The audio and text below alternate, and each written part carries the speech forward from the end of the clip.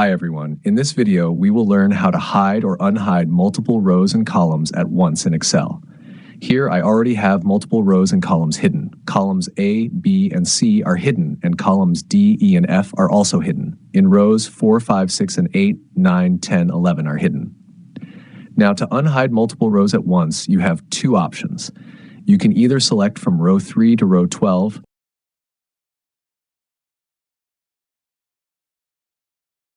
or simply click on the top left corner of the worksheet to select the entire sheet.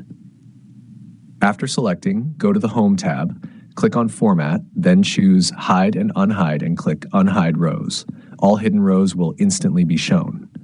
Now to unhide multiple columns, again go to Format, then Hide and Unhide, and this time click Unhide Columns. All hidden columns in the worksheet will be unhidden at once.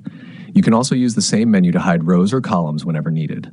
To learn more useful Excel tutorials, watch my other videos.